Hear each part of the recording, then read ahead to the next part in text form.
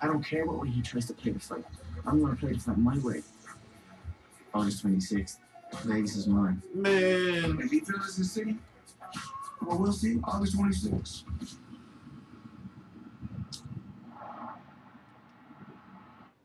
It was 22 episodes long, and you know, I'm surprised that in this episode they did touch on the Paulie Malignaggi situation.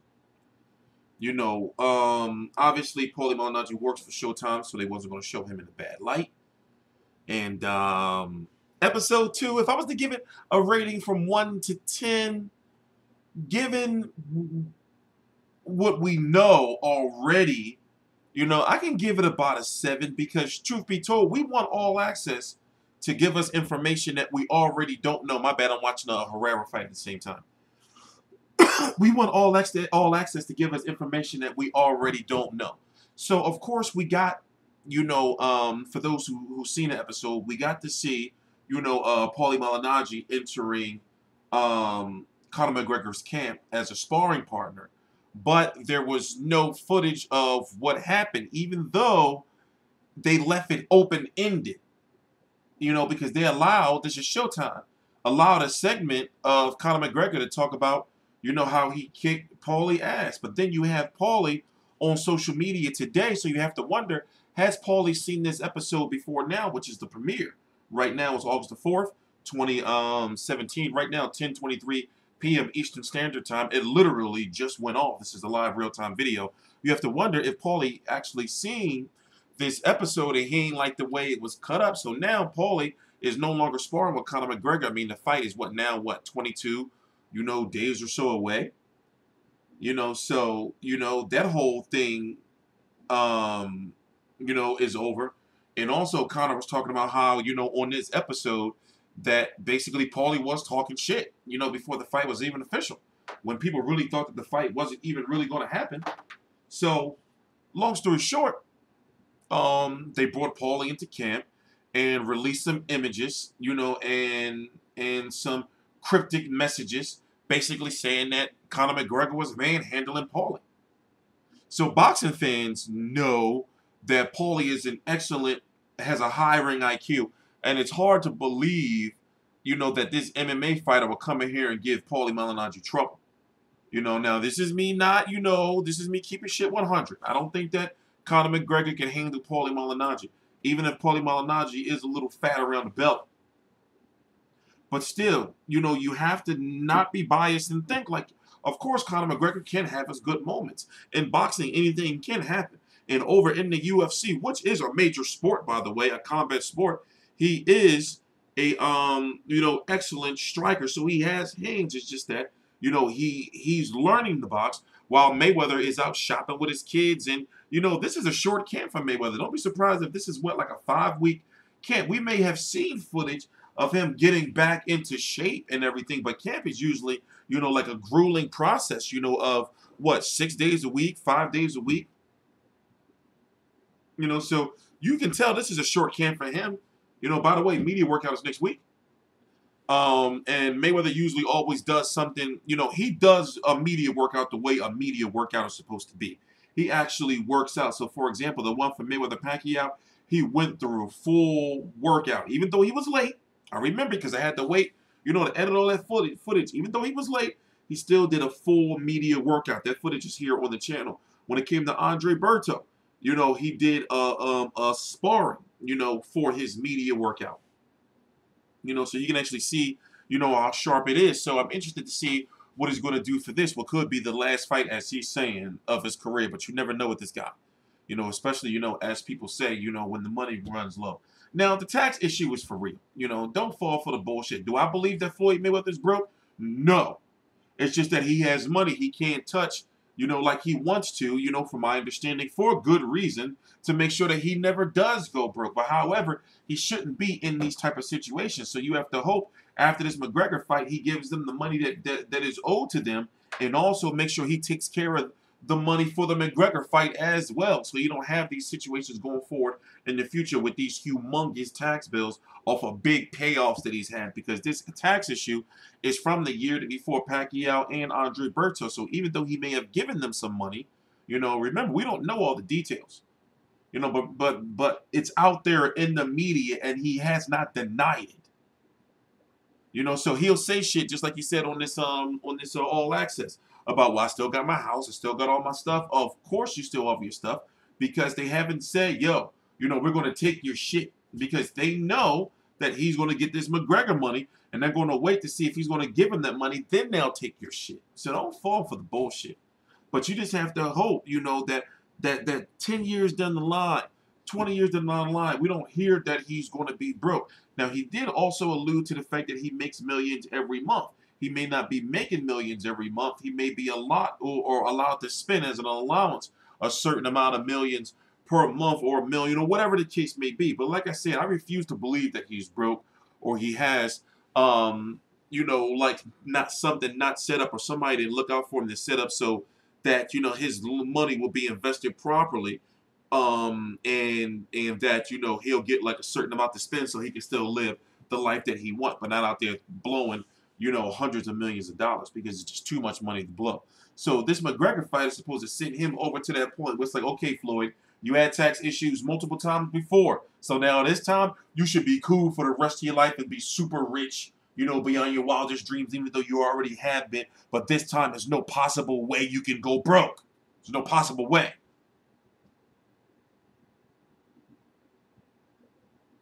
But, you know, there is a little bit of some alarming things going on with the fight. It's like, well, we understand that only the rich are going to buy the tickets, and they can just go out and just spend the money whenever they want. But the fact that this event hasn't sold out yet is something kind of to think about, because, like I said, even though we know that the event is going to sell, we know that it's going to sell. We know that it's going to sell. You know, but it's like, well, you know, if you go check out the website, you know, the T-Mobile Arena website, and you know, like with StubHub, you'll see that there's lots of tickets available, upwards to like 75,000 and all that shit.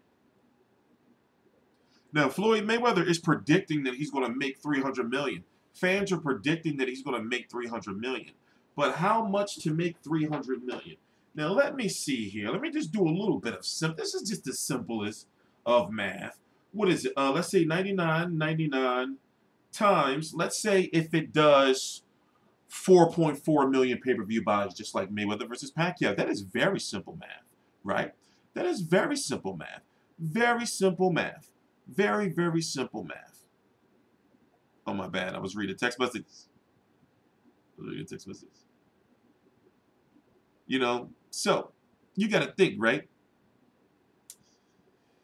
In this day and age where you have a fight that doesn't really appeal to hardcore fans like it does to casual fans, but it's one of those things, like it's such a spectacle that people are going to buy it anyway, even though they're not really like interested in it.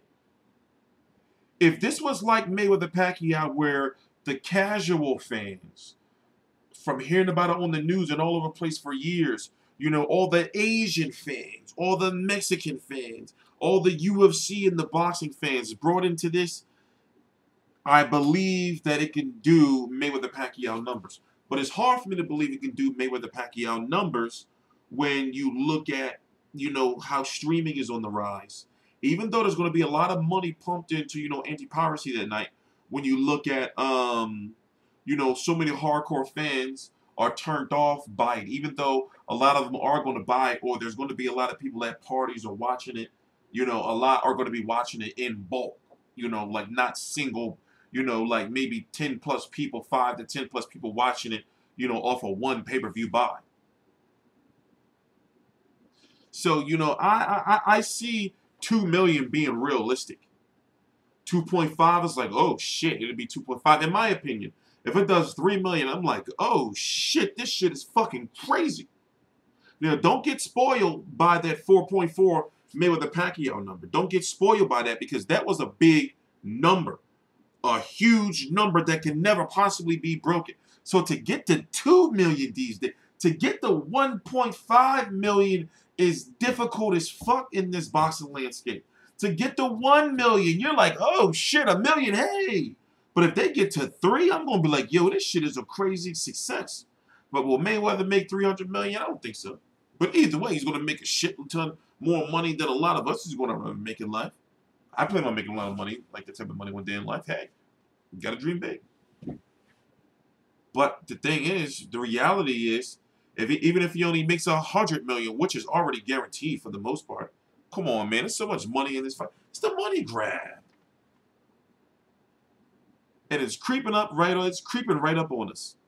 So now about that Showtime All Access Episode 3, Mayweather McGregor. What can we expect? What will they show us? I thought this was going to be the one to show us about the family of Conor McGregor and stuff like that. We got, like a peek into, training camp, him riding the bike, him, putting on the gloves. And I just, we need more. It's not all access. It's not all access. It's not all access like I would want it to be. It's not. It's just not. It's some access. It's Showtime some access. That's why we need young blood. Golden access. It's got to be dramatic. It's got to catch the fans. It got to get people hyped like movie trailers, build the tension to where an episode comes on. You like, oh shit.